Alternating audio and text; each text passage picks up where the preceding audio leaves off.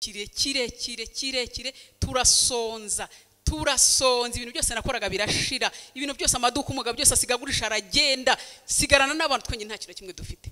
Abana bane muri umujyi wa Kigali, urumva narakoraga ibyo gukora birahagarara. Ngeze igihe mva mu mujyi wa Kigali njya guturana ubita Nyabyondo iri hari hakiri habisi, hataraturwa, hari mu butoki, hari ahantu habi, ariko Imana ikambwira ati nukuri nzakugirira neza. Ikindi Imana yanyeretse abantu, kwizera abantu, muve ku bantu, babyeyi, bagabo, bagore, nzi neza kuri wese mu ruhande rw'afite ikigerezo gitandukanye. Uzana umuvandimwe wawe mu rugo, uzi ngo n'umuvandimwe ugiye kumufasha agahita guhindukiza akakujugunyiriye, akagiye kugenda. Sinabona ntuhebira ibintu, ubwo nakantu gato nabakopejeho muzabyisomera. Ngenda shima Imana ko yandinze sindwara izo ndwara zose, kandi yagiye aryamana n'abadamu benshi bapfuye bananduye.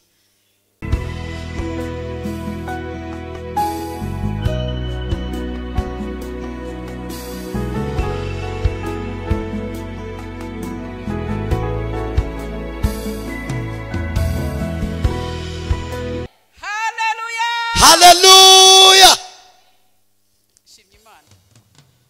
Ndashima Imana muri uyu mwaka wa 2024. Imana yangiriye neza. Imana yagize iti ntago wabyumva. Imana yangiriye neza ku bantu mutanzi no ku bantu munzi. Imana yangiriye neza, ndashimye Imana cyane. Nubwa mbere nteraniye aha hantu, ngiye nsengera mu itorero rya Petsaida Hot Church ku Gisozi, niryo torero ryanjye iwacu mu rugo. Edouard ni umushiti wanjye, twamenyaniye tujya gusura Madame Theogene, Pastor Theogene urapfuye, Nzahuke niho twamenyaniye tujya kumusura. Akunda kuza iwacu kudusura, arambwira ati rere uzaze kunsura nka mushiki wanjye. Ndashimye rero, sinzi birashoboka ko bamwe ari ubwa mbere mumbonye, ariko nimwitegereza neza, bamwe nimwitegereza neza murasanga atari ubwa mbere, kuko dufite channel y'urusengero rwacu. Ndebwe nareka ntaravuga ibintu byinshi, mwankundira nakantu gato ngiye kubasaba, mwankundira gato, mwandike nimero zanjye, ibindi ndabibabwira nyuma. Mwihangane gato, ibindi biraza gukurikira muzana byumva nyuma, mwihangane gato. Nimero yanjye ku bantu batayifite ni 0788 62 266 76. Reka nsubiremo, 82 62 266 76. Uraza kwandika ubuhamya bwa Kirere, ujye kuri Kish FM ni urusengero rwacu. Uraza kubona ubuhamya bwanjye, ntiriwe mvuga ibintu byinshi. Ndababwira akantu gato cyane, ndababwira gukomera kw'Imana, ndababwira gutabara kw'Imana, ndababwira imbaraga z'Imana, ndababwira urukundo rw'Imana no kugira neza kw'Imana. Haleluya, haleluya, haleluya, haleluya, haleluya. Sinzi ikintu gituma mukonja, kandi ndahamya neza ko umuntu wese ari hano afite ishimwe mu mutima wiwe. Uko byamera kose, uko byaba bisa kose, uko byaba bitukura ko ariko kose, ndahamya neza umuntu uri hano. Sinzi iyi mikoro niba ariko iri kwivuga, nago ndi kumva neza. Ndahamya neza, badufashe zibe yumvikana. Ndahamya neza umuntu wese uri hano, ayegereze. Ndahamya neza umuntu wese uri hano, uko byaba bisa kose kuri isa, uko byaba bisa kose, afite ishimwe mu mutima. Umuntu ufite ishimwe yuko ari amahoro, nangirire rye. Umuntu ufite ishimwe ry'uko Imana yamurinze, ikamuha kuba ariho, ikamuha kuba ahagaze, ikamuha kuba agihumeka, atari mu bitaro yicaye mu rusengero, nangirira rye. Abantu Imana yarindiye abana ikabarera ikabakuza, mungirire murye. Ubwo genda atangiye gushima. Abantu Imana yarindiye muri uyu mujyi wa Kigali, mwagombaga gusohoka mukagenda, mungirire murye. Abantu Imana yahaye kubyara bitari ngombwa kandi byari bikomeye, mungirire murye. Mumfashe, ni mumfashe, abantu bari hano mumfashe, mubyumve neza. Ugenda atangiye gushima kwanjye nuko nguko. Ikindi gihe muzabyirebera. Abantu Imana yagaburiye, ni mungirire murye. Wamfashije mama, mfasha, kuko Imana arakugaburiye nakumvishije. Haleluya! Imana abantu yambitse ikabakura ku muhanda, mungirire murye. Ishimwe ryanjye nuko riteye. Abantu Imana yakoreye ubukwe, abantu Imana yakoreye ubukwe yahaye abagabo abandi bahomogore. Abantu Imana yubakiye amazu nimungirire mutya. Erega mwe muri kubyumva ntago muri kubishyikira. Hano ari kundi ati sura muntu arimo aravuga ibiki uriya muntu ari kuducanga ntago ndi kubacanga nuko je bimeze. Ndashima Imana, ndashima Imana. Ndashima Imana kuko Imana yanzuye nari napfuye. Ndashima Imana ko yandereye abana. Ntago wabyumva. Ntago wabyumva. Ariko nuza kubireba uzabyumva. Edouard arabizi rwose. Nabandi turi kumwe harabanzanye twazanye mfite umushitse naje nzanye bura n'umambo twakererewe. Kubera abantu twari turi. Ariko ndashima Imana. Ndashima Imana mu buryo buteye gute. Ndashima Imana maze imyaka 11 umugabo yarantaye yaragiye. Urahita wumva ngo Mana urumva nyine nuko isi hagaze. Ariko Imana yampagazeho. Imana yarandinze. Imana yarandinze uyu munsi mba nararwaye sida. Abarirwaye mwihangane suka ari cyamwakoze. Arabayizaniwe kubwi ingaruka zibibi cyangwa se kubw'abantu banyu. Ariko je nari nkwiriye kuyirwara. Ariko mbwira Imana kubw'ibyaha byuriya muntu sinzagira ingaruka zuriya muntu. Mungirire mutya. Mba narayirwaye. Ariko ndi muzima. Nta tension mfite, nta muvuduko, nta stress. Stress ni utubazo nk'utwo twose mu buzima. Ariko za ndwara zindi Imana yampagaze kandi suko nari nkiranutse kurenza. Nabwiye Imana ngo Mana ubuzima wanyujijemo. Kuko Imana yarambwiye ngo wowe uri igicuruzwa cyanjye ngiye kugucuruza. Igihe nimbishaka nzagukora ku isoko. Gutangira irishimwe n'ibintu byangora. Ariko ndavuga utuntu duke muri ibi bintu. Umugabo yantaye mfite umwana w'ukwezi w'amezi 5 umutoye ubagize mu wa 5 primaire. Antana umwana w'ukwezi afite umwaka n'igice. Ubwo baba barikurikiranye. Abandi babiri umwe ari muri primaire mu wa 4 undi ari mu wa 5. Ubu ni primaire. Uwo mukuru wanjye umwana mukuru wanjye w'imfura ari kaminuza. Ari kaminuza. Hallelujah. Hallelujah. Shimye Imana yandereye abana muri uyu mujyi wa Kigali. Ibintu byose umugabo yaragiye ibintu byose arabitwara. Ibisigaye banki irazirateza. Ibindi nacungiraga ubwo ni mu ncamake z'ingingo z'amakuru mfite. Ibindi nayisigaye ncungiraho. Yarabyanditseho undi muntu. Bagenzi babdamu bagore bagabo. Mugira amakenga mu ngo zanyu. Yaba muvukana, yaba inshuti zibinjirira, yaba abantu muzana mu ngo zanyu. Mugira amakenga. Kuko wampemukiye ni mukuru wanjye tuvukana mwa papa na mama. Twansibere rimwe twasigaranye. Niwe washatse kunyica. Akoresha ushotse byose, akoresha imbaraga zose zishoboka. Ajya mu bapfumu, ashaka kumena acide, ni ibintu birebere muzabyumva. Ariko ndashima Imana twaronse rimwe. Ndashima Imana. Imana yarandinze. Imana impagararaho ibintu byose birashira. Umugabo agiye kugenda sinabona ntuhebira ibintu. Ubwo nakanu gato nabakopejeho muzabyisomera. Ngenda ndashima Imana ko yandinze sindwara izo ndwara zose. Kandi yagiye aryamana n'abadamu benshi bapfuye bananduye. Narinde mwego ko mubyumva narinde. Nabonye ibintu biteye ubwoba mu maso yanjye no mu matwi yanjye. Ariko Imana impagararaho. Amaze kugenda utuntu twose twadushiranye, twadusigaranye nzingo nitwo tuzabasha kuncungura. Sanga n'indi nzu twari dufite yanditseho undi muntu. Njya mu manza, ubwo ni mu ncamake njya mu manza ariko birangira mbagiye kunyica ndavuga ni mujyane ndabirekura. Sigara mpagaze ibintu byose nani sigaranye bindi. Arafata arapakira umugabo arajyana. Sigara nambaye ikanzu y'ijoro yonyine nakamambiri zo munzu. Ariko si uyu munsi sinambaye.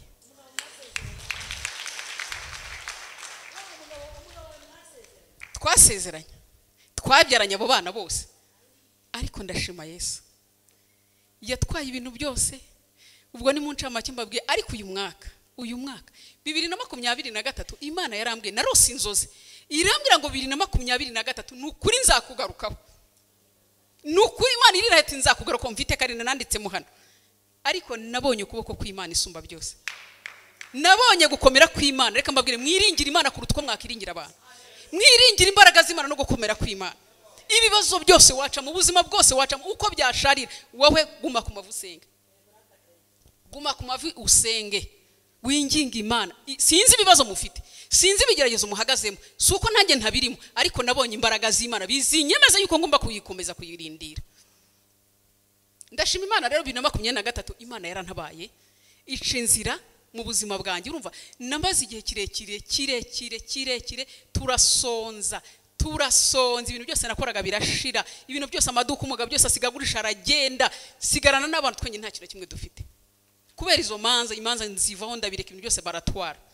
Utwo nacuruzaga nyuma y'igihe 2017 najyaga njya amasafari Kenya, Mugande, igihe bafungaga imipaka niho bamfatiye amafaranga nisigaranye ya nyuma, bamfatira baranyambura n'undi mutwe turi kumwe.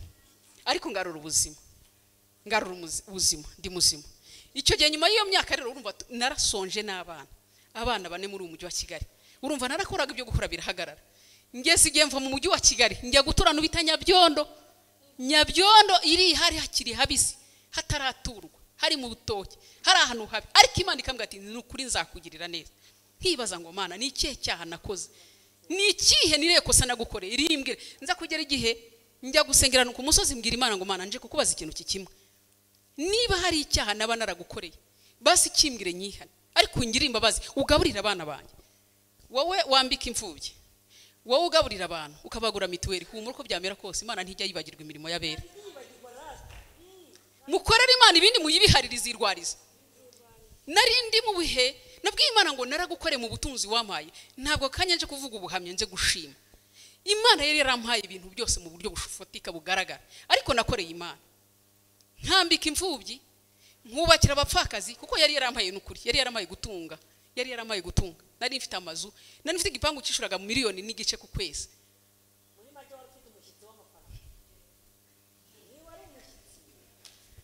Ariko ibyo byose nta mahoro nari mbifitemo, nta n'umunezero, kandi narasengaga nakoreraga n'Imana.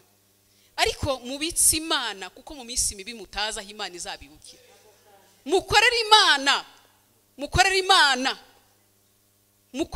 nk'abazapfa ejo, kuko ni muze ejo hanyu cyahateganyirijwe.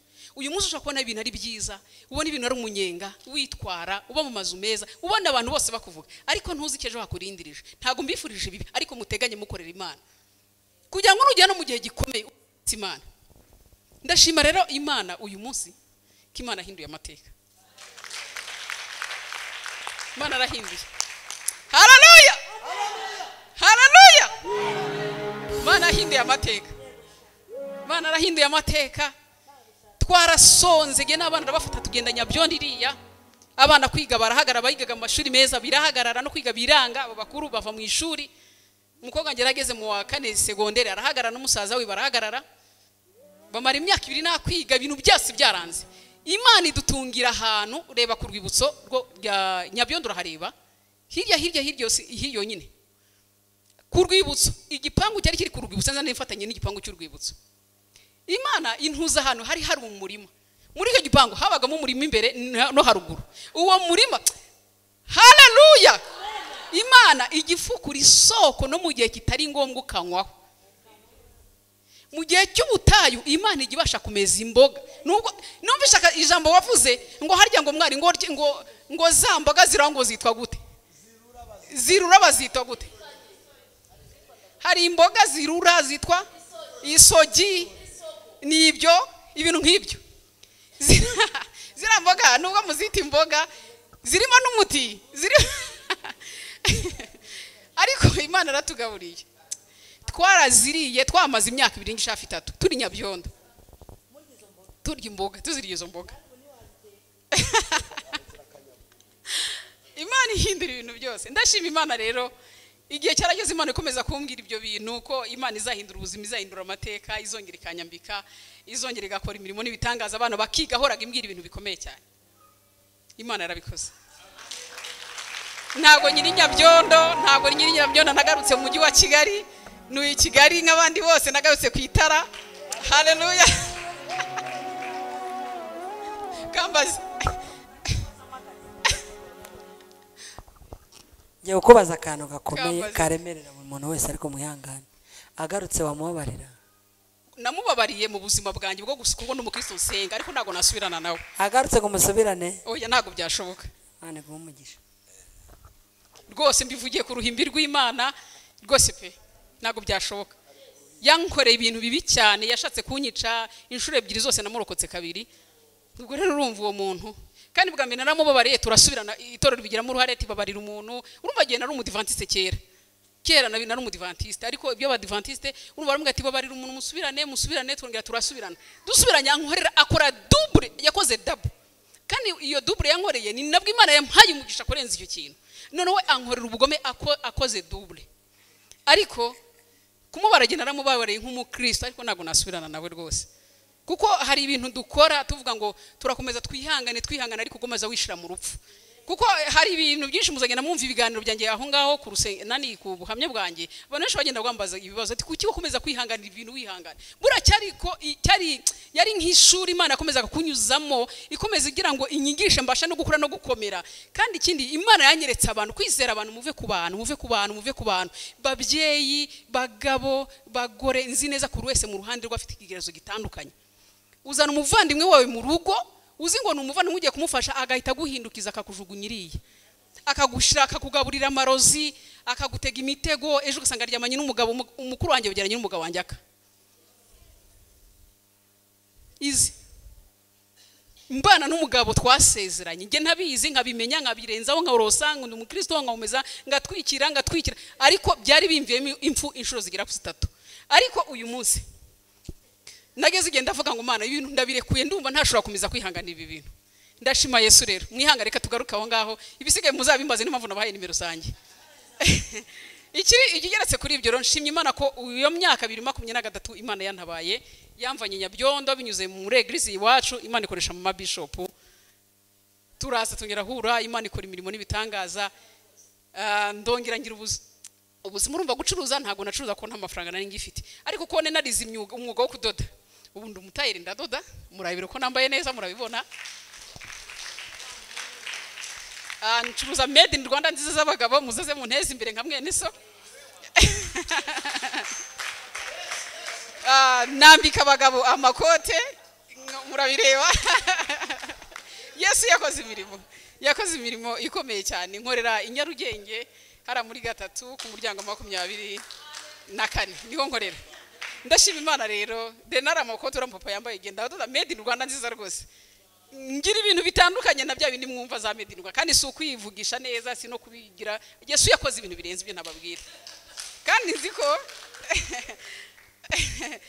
hari ibintu Imana yambwiye kandi yiteguye no kuzakora ndashima kuko mwanya yakire mu itorero ryanyu Imana yadukijije inzara naga abana bakicwa n'inzara Imana sindabona inzu yanjye ariko mfite plan yanjye ko mfite igishushanyo mbonera muriye ko hari ibintu Imana izakora ikindi ndashima Imana ko yahaye abana banjye kwiga ibaha abaterankunga bafasha mu buryo bwo kwiga ubu ibyo byose abantu bakurikiye icano yanyu bazayibona ndabashimiye ahantu hose bari shimiye abo bantu bose babigizemo uruhare kugira ngo tongere dusubirane ubuzima abana basubire kwiga nanjye ngomeze kuzamuka nongere nkore niyubake ndashimiye abo bantu Imana ibahezagire n'umukuru muri byose ishimye itorero ryanyu mwandahitse buri hari igihe tuzatuza tukavuga Imana uko ari ugushima nashimaga Imana muri uyu mwaka wa 24 ko Imana yaduhaye ubuzima Sylvie haguruka Sylvie nguyu ni umujene Marie yakoze mariage umwaka washize ni umuturanyi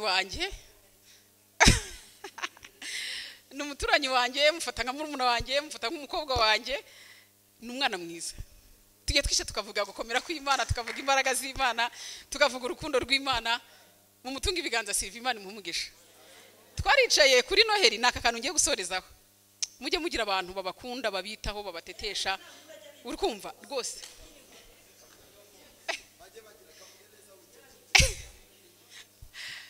arambwiye ngo umushumba wanjye ngo ningasubiremo mugira abantu babakunda babatetesha babitaho babahekeya batari kindi bagamije babere ku rukundo rwo mu nzu y'Imana nukuri ukunde mwene so umukunde nubwo yabahuye n'igikomere umubwire ko Yesu agira neza abasha komora izo nguma nugira nicyo kiro kibirayi umubwiye ati ngwino tugisangire mu gisengeremo nugira niyo nusu y'inyama umubwiye ati nukuri kubera ko noge Imana yangiriye neza atira tuyisangire umuzirikane kuko nitutazirikana abantu b'Imana cyangwa inshuti zacu zo mu nzu y'Imana ese ubwo abo hanze ko bazaturusha urukundo abantu barararika abandi bakararika abandi ati muze tugiye gusangira kuri Noel na bonane n'ibikindi biki bakishima bakanywa bagasinda bakabiviramo no kurwana ariko mwakunze bene so basi nugira imyenda 3 muri garderobe cyangwa 4 cyangwa 5 ita kuri mwene so yenda muririmbana cyangwa munasengana uvuga ati basi kuko Imana agiye yandutishije wowe akira nanjye ngira ikintu ngukorera umukorera w'umugisha mwanyemerera nge ntago ndi umwigisha wanyu ariko jewe nzi uburyo kwambara use je narambaraga ibintu bihenze nambaraga amasupe nambaraga amaworo nambaraga ibintu bihenze ibyo byose umugabo agiye kujya arapakira byose ibimwe asigajugunya muri toilette yo hanze ibindi byose arabijyana sigara nambaye ikanzu y'ijoro yonyine ngatira umuturanyi wanjye reba nk'uyu mama kunangana murutisha undi muntu umwe nkamutirira ibaya n'igitenge byo gukinya kugira ngo kunde nsoke nge hanze ariko Imana ikambwira ati nzakugirira neza ubu myenda mfite garderobe yanjye ntago mbizi sinzi imyenda ibamo ntago nyizi sinzi amakote nambara sinzi amajipo nambara sinzi amakanzu nambara sinzi amapantaro kandi nukuri nambara neza si ukubirata kuko Yesu yarabikoze mu byange mu byemere yarabikoze kandi azakora n'ibindi mwizere Imana muyiringire muyigumeho muyinambeho ikibazo cyose waba ufite ikigeragezo waba uhagaze Imana irashoboye ntutandukire ntudeviye ntiwiringira abantu uhanga amaso ijuru Imana ibahumugisha Imana iduhana ushimwe pete sinayavuga ngo ashire iwaretse ngo nandagaje worship team rekigere hano ihagarare hano aba worshipers urukundo nibabazi byawe byangumyeho munyihanganira akantu gato nihangana akantu gato ngiye kubabwira impamvu nayo mpamagaye Sylvie mvuze na kari akantu ngo mujye mwita ku nshuti zanyu mukundane Yesu yaravuze ngo mukundane nkuko nabakunze birashoboka yuko ntabwo twakundana nkuko Yesu yadukunze ariko nibura twagerageza Yesu niwe mwigisha mukuru tugomba kumwigiraho Sylvie yarambwiye Sylvie ni inshuti yanjye cyane ndavukunda ntaga biza uburyo mukundamo yarambwiye ati kirete kankubwire Imana yatwiciye umwaka w'inzara abantu Imana yiciye umwaka w'inzara mungirira gutyo kandi muri benshi mureke kwihagarara ko nukuri yakwiciye mu ikorosi rimwe ikwicira handi buri umuntu wese ifite ahantu yamwiciye shaka ko atari inzara y'ibiryo ariko hari indi nzara yakwishe murabyumva buri wese afite uburyo inzara yamwishemo cyane arambwira ati kire ati Imana yatwiciye umwaka w'inzara reka tujye gushopinga nk'abandi bakire bose ndavuga ni Sylvie ariko zikere ibyo koko turagenda no muri Nyarugenge tureba inkoko nziza inzunguri nyarwanda ndamuga ni Sylvie dushire muri firigo natwe kuko Yesu yatwibutse ntago ndi kubirataho kuko hari igihe inzara yarandiye najyaga gusenga mu yitatu nkayavamo ngasura mu yindi niba nabonye ikiro cy'akawunga cyangwa ikiro cy'ibira cyangwa ibiro bingahe nkavuga ni sindi bubirya abana baze kurya nahoraga nambaye umwenda kuko nkunda kwambara amapantaro nambaye umukandara kubera no gusoza nkifunga cyane kugira ngo mbese nahubangana mu nda nahubangana kandi umuntu mbonye physically mu maso yanjye ntago yanyekagaho icyo kintu ariko nkihangana utwo tuntu nkambara umukandara nkajisha ngashiraho sharupe inyuma cyangwa ngashiraho igitenge nkagifundika nkava mu yitatu Imana ikongera ngo kora yandi ese ndakora yandi nkavuga se nimbyanga n'ubundi biragenda gute ariko nshimye Yesu uyu mwaka yarabivunje mwamba bari mukareka kurangara Yesu yavunje ibintu bikomeye yaratugaburiye sumba zanu Yesu afite abantu afite ibihumbi n'ibihumbi wowe uribaza ngo urusengero reka mvuga aka kantu sinzi impamvu kanje ngo urusengero zuba Yesu afite abagabo bafite amafaranga Yesu afite abagore n'abagabo n'abasore n'inkumi bafite amafaranga bafite umutima wo gukorera Imana mu byemere ndi umugabo wo guhamya Imana 100%. Imana iratabara icishije ahantu hose shaka yakoze ibintu ubu nzavuga Imana yakoze ibintu ntatekerezaga yarabimbwiraga rimwe namwe nkabyumva ariko nkayibwirana Imana iki gipindi cyawe ndagihanze kumbwira ngo uzangabura ntakigira amenyo yo kugaburira n'abantu no kurya ubwanjye amenyo yaranshizemo umuntu arambwira ati Imana niguha ibiryo izaguha n'amenyo yo kubirya kuko ntago Imana yagusondeka ndeba uyu mwaka wa 2024 twinje mu nakanu sorejeho je na Sylvie tujya guhaha muri kunyumva ibintu tujya guhaha twari tumaze imyaka ibyo guhana arabyibagiwe naheruka guhaha icyo gihe iyo myaka yose nkiri kumwe n'umugabo ngifite amafaranga nabaga mfite firigo ebyiri mu rugo izijyamo inkoko izijyamo amahene izijyamo amafi buri kimwe cyose abantu bashitsi bazaga kunsura nkakubaza ngo bakokereze batogose bagiye kandi si ukwirata ubuzima bwanjye ntabwo njye nirata pe meruka icyo gihe iyo myaka yose ngifite ibyo bintu ndeba ubuzima nabayemo n'abana twabayemo ndeba najyaga ncana hari akantu kambayeho mvuye gusenga suza amasengesho iyo 2023 Imana arambwiye ati nzagutabara niba hari yari Imana agira ngo impime niba ari Satani agira ngo inyereke ntago mbizi tuva na gusenga n'abantu najyaga ngabona n'abantu narahaye inzu babaga iwanjye narabahaye amazu y'ubuntu tuva gusenga n'abavuga butumwa nashaka kuvuga n'abamama nashatse kuvuga twajyaga dusenga bajyaga bazi iwanjye tugasenga nkabagaburira buri kimwe cyose bagakora amasisho nkabagaburira ngira ngo niba ari Satani ntago mbizi muramyifasha kubyumva neza nsoje yitatu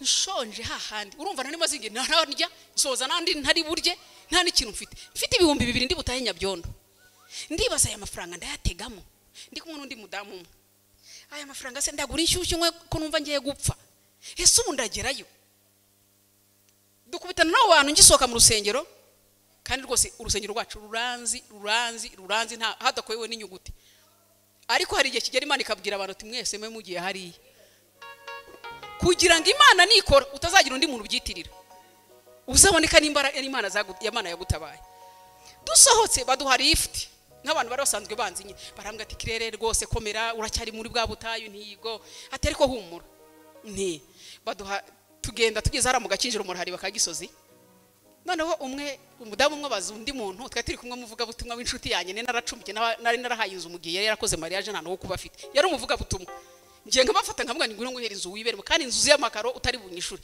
ngiye nkiyeranja ngageneye ku mugabo ko banyishuye tugeze aho hantu mu gakinjiro nizi ibintu bikomeye ubu ngubu baravuga ngo harya ngo tugiye baravuga ngo kire ngo mugiye ntiturotashye atari ko tweko tugiye kujya kwa Rando ati bahita babaza ngo harya ngo batwokereza iki urarya inkoko cyangwa baduhifi babaza muri rusange ngo badushyirireho iki Yesu we ndavuga ntibanza hari nanjye ngiye kugira gute iminsi yose 3 narya buriya rwose bara nanjye mbyungukiyemo nawo ndi tujye kubyungukiramo uzi ikintu cyatubayeho uwo naringiye kumuvuga ni Imana babarire nago muvuze yaravuze ngo yashango ngo rwose ngiko numva narazihaze ngo narazihaze ngo basi ngo dushirire hifi ndavuga nuko biyamira kose icyo baduha ntago turi bucyanga turagenda turenze twinjira muri kaburimbo ducomokotse mu gakinjiro umuhanda ujya kuri Entex mu ureba nugaruka ku Kinamba bahita bahagara baravuga ngo kire mugende turatashye ngo muvemo ngo twebwe dukomeje kwa Rando mwebwe ni mutahe nahise numva mfuye kandi twamaze kwishyira mu myanya yo kurya umuntu ushonje mazi 3 nindi nari maze ntarya bavuze icyo kintu turi kumwe twumva ko tugenda nibara naho kaji turi bukanywe nako gafite uribuze gufata ubahasi uko tuza gutana imubitubaze niba dutana amaguru wenda dufite na yatiki wenda tuza kwiyaranje ariko tugeze muri umuhanda ujye gukata ngo tugende ngo kire mugiye turatashe ngo twege dukomeje kwa Rando mwebwe ni muviremo hano mugende simba beshe nararize mbwira Imana ngo Mana kuki utumye numva ibi bintu kuki utumye numva aya magambo avuye muri matwi y'abano bantu wa mudamu nawe yasose uko ari kurira urumva twageze hanze twese duhuzwa n'amarira ntabwo nari nzi ko nawe byamubabaje narize uko anjye nawe arirukwe urumva nawe yarasonje tugenze ntamugase kuri kurira arambwa ati ubone duhure n'abantu ngo nabantu b'Imana bavuga ibi bintu sinshatse kubavuga twatuze ngo tugiye kuhembuka inzara duhwereje bavuga ngo nituvemo none wowe bazi wagaburi ati sha ndababaye ntushaka kubyumva ndamuga ntige ntuzi uburyo mbabayemo ndamuga ni ndababaye ninkurikije amagambo bavuze iyo batarabivuga nibura ariko nshimye Imana kuri Noheli Imana yaraduhahiye haleluya niyo mpamvu nari mbivuze twarahashye duhaha amafi duhaha inkoko duhaha izinka ntubitubaze turunda muri firigo icyumwero kirashira dufite amafanta mu rugo dufite amaji tubwira abantu muze turye muze tumwe Yesu yagize neza akoze memo Yesu yagize neza Yesu uko byamera kose uko byaba bisa kose Yesu arahindura Imana iduhere umugisha rero hamwe mwite kuri bene so mubiteho mubakunde nugira n'ikiro cy'inyama mugisangire nugira n'inusu yimushyire ntaga azayanga nugira n'imyambaro 2 3 cyangwa 4 mufite myinshi aho ngo mufite abantu bakeneye hano mu rusengero nashatse kuvuga ntanazi ariko mwite kuri bene so Imana izabibuka kandi izabibukira ibyo mwakoze Imana duhana umugisha rero bisige tuzasubira reka tumushimire Claire reka tumushimire dukome amashyi menshi Imana imuhe umugisha arakoze hariho mugenzi we nawe wari wasabye